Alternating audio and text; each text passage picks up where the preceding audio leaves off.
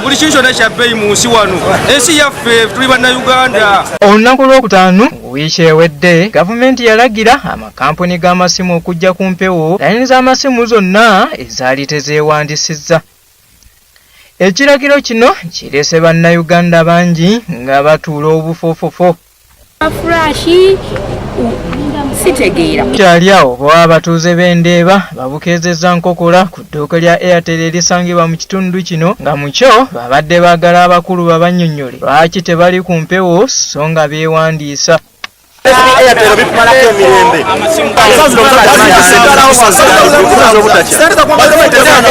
Ano poliisi ebadde ekulembeddwamu DPC Mugiira egezezzaako okubawooyawooya kyokka nga buteerere.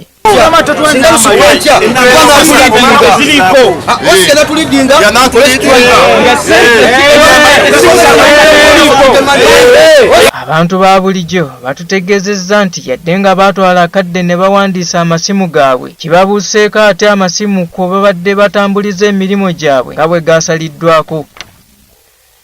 Tetwagala mutumazeeko emirembe bizinesi zaffe zonna ziri ku masimu tewali muntu akyakola tetuliko basobola tukubira simu teziyitamu nabatukubira kasobola baffe simu teziyitamu mutuzeeko ku simu.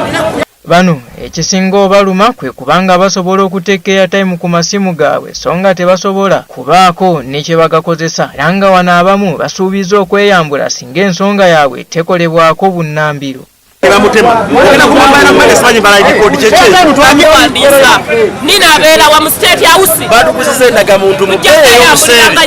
Fande Mugiira tegeezezza nti bano basobodde okubakakkanya kyokka n'abasaba kubeera abakkakkamu. Let people be ordinary because Airtel needs them. They are their customers and they pay for services that they get.